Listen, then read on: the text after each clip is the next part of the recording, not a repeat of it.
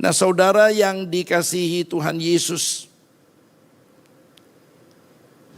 Anda mengetahui selama 14 hari saya mengisolasi diri saya sendiri, atau yang disebut dengan self isolation, karena saya baru pulang dari luar negeri.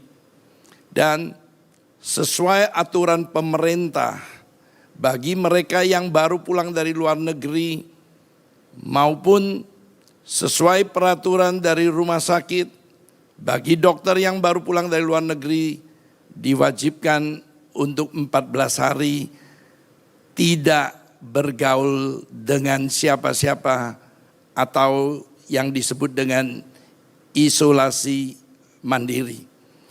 Tetapi biasanya begitu. Lalu timbul berita-berita yang tidak enak didengarnya. Dikatakan gembalanya kena COVID-19. Makanya gembalanya tidak muncul-muncul. Hari ini saya mengucap syukur kepada Tuhan Yesus. Karena oleh darahnya coronavirus tidak diizinkan masuk di dalam tubuh jemaat maupun saya. Terima kasih. Nah, hari ini saya selaku gembala CK7 yang kebetulan seorang dokter super spesialis yang membuat tesis PhD saya di London bagian adenovirus induced liver cancer. Makanya saya mengetahui dengan jelas semua mengenai virus. Nah, saudara yang dikasihi Tuhan Yesus, tema hari ini adalah coronavirus infection, tema yang sedang ditunggu-tunggu oleh jemaat dan dipaparkan bukan oleh hoax, tetapi oleh seorang gembala yang memang ahli di bidang itu. Nah, saudara yang dikasihi Tuhan Yesus, pertama-tama saya cerita mengenai geografismus daripada coronavirus. Nah, saudara lihat di data yang dipaparkan pada tanggal 2 April, sudah lebih dari 934.000 orang yang kena di seluruh dunia. Di antaranya 46.900 yang sudah meninggal dunia. Itu memberikan mortality rate, angka kematian yang kurang lebih menyedihkan 5%. Padahal penyakit coronavirus hanya boleh membawa kematian 2-3%. Nah, saudara yang dikasihi Tuhan Yesus, di Amerika pada tanggal 2 April tercatat 163.000 yang kena dan yang sudah meninggal mendekati 3.000. Memberikan angka kematian mortality rate kurang lebih 1,7%. Bila Anda melihat Italia yang sudah 105.000 orang yang kena yang positif COVID-19, ternyata angka kematiannya menyedihkan 12.430 atau mortality rate-nya 12%. Saudara, mortality rate 12% bisa kita simpulkan dokternya yang kurang bagus atau manusianya yang bandel. Saudara, kalau lihat China, dia hanya 82.000 yang kena. Yang mati cuma 3.300, memberikan angka 4% mortality rate-nya. Nah, saudara lihat, di Jerman, yang kena paling banyak di Eropa, di Jerman 67.000, yang meninggal hanya 730, memberikan mortality rate hanya 1,2%. Bagaimana dengan Indonesia? Indonesia yang terdaftar saat ini 1.528 yang positif COVID-19 yang meninggal hari ini tercatat 136, memberikan mortality rate 9%, tidak beda dengan Spanyol, sedikit di bawah Italia. Angka yang sangat menyedihkan. Kalau Anda lihat Singapura, angkanya paling bagus, tetapi Singapura angkanya masih di bawah 1.000. Kita lihat the next, yaitu Israel, 5.000 lebih mereka yang positif, dan hanya 21 yang meninggal, memberikan mortality rate cuma 0,46%. Nah saudara yang dikasihi Tuhan Yesus, di sebelah kiri 10 negara yang paling aman. Nomor 1 Israel, kedua Singapura. Kalau Anda lihat yang di tengah, 10 negara yang paling efisiensi pengobatannya, Singapura menempati nomor 1.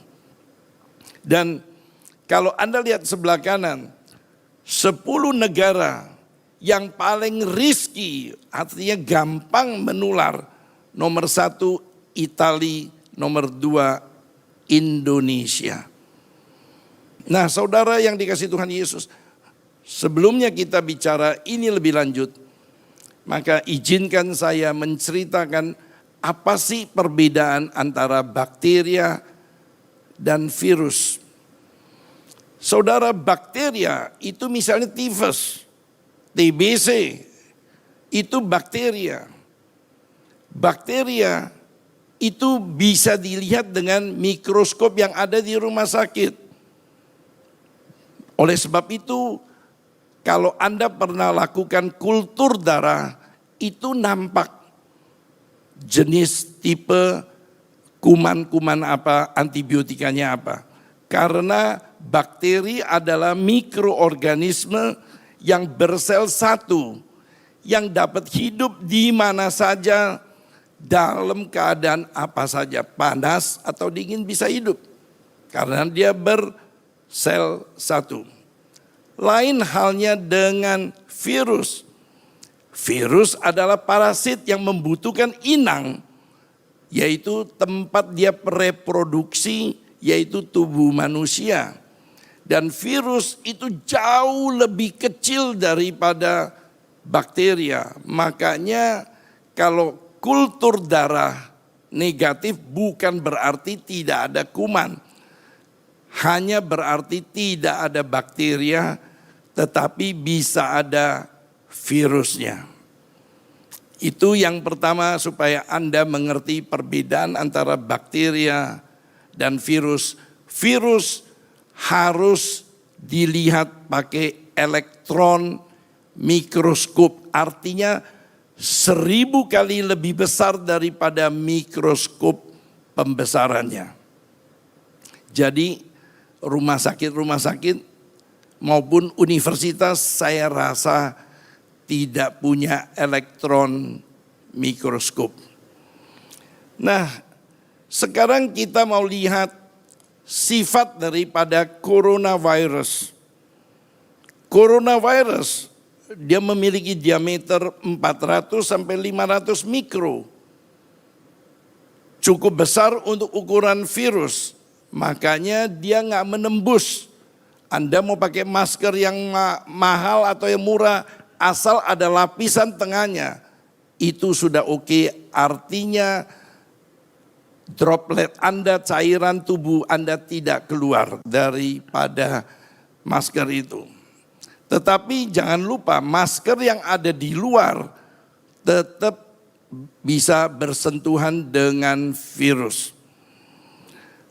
Kedua, virus itu coronavirus khususnya tidak melayang di udara. Dia tidak airborne disease. Lain seperti hepatitis A itu airborne disease, artinya kalau satu kamar Anda bisa kena ketularan atau ketepa.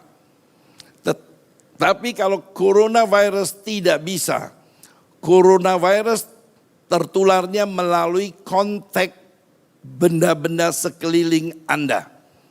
Misalnya tempat duduk, grill pintu, eskalator Anda pegang, itu semuanya bisa nular. Contoh, orang-orang yang mengantar makanan atau barang-barang dan lain-lain.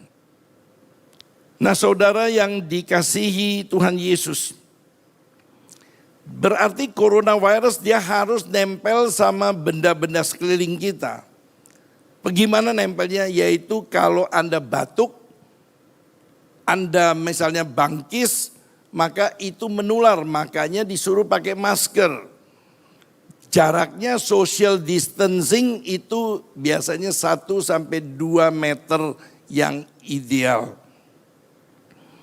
Nah, saudara yang dikasihi Tuhan Yesus, setelah pulang dari luar negeri, saya menjemur semua koper saya. Isi bajunya semuanya saya jemur. Kenapa? Karena coronavirus tidak bisa hidup di udara panas. Lebih dari 26-27 derajat dia akan mati.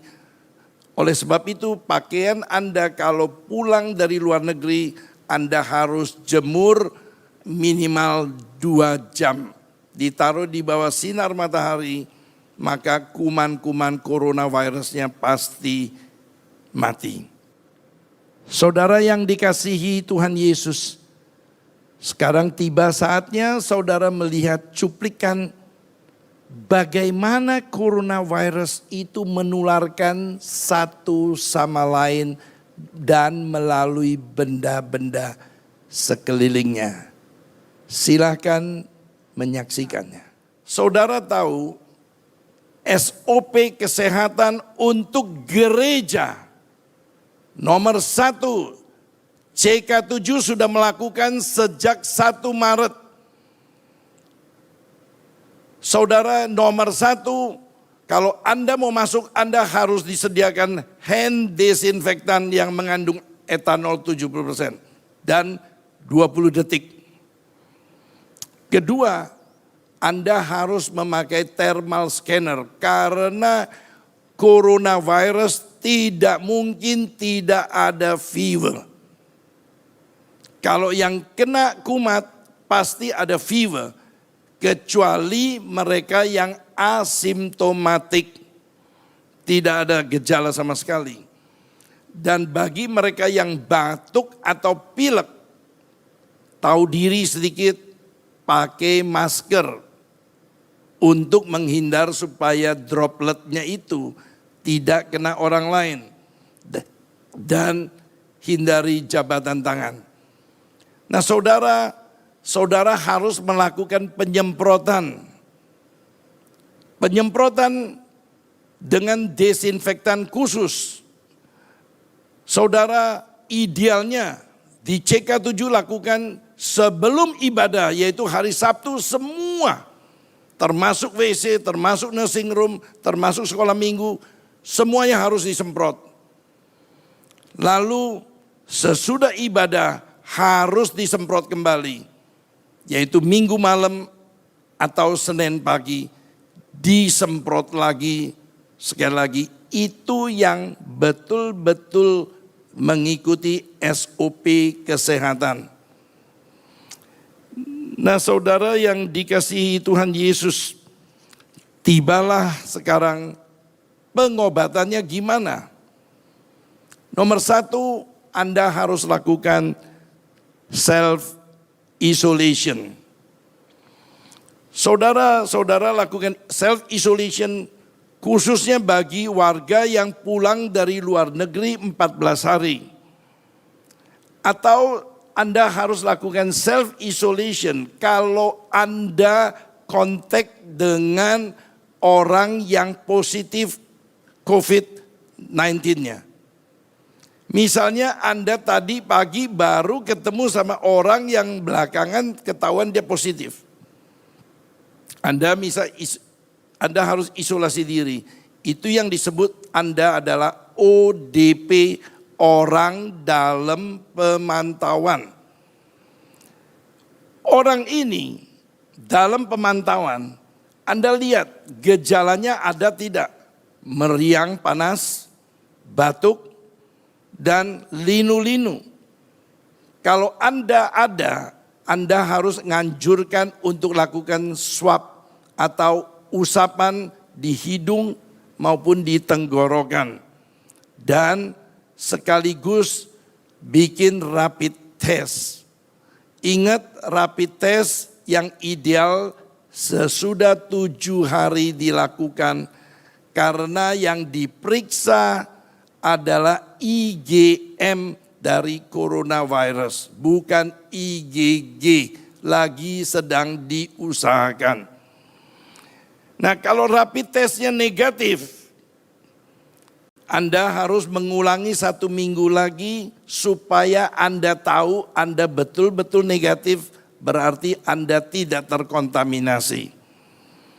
Kalau positif, Anda tidak usah khawatir, ada 2 kemungkinan. Kalau rapid testnya positif, 1, Anda pernah kena, atau Anda sedang kena. Untuk itu, Anda mesti melakukan swab test lagi dan rapid test seminggu lagi diulangi. Nah, saudara, isolation ternyata ada di Alkitab. Mari kita buka sama-sama di kitab Yesaya 26 ayat 20 dan 21.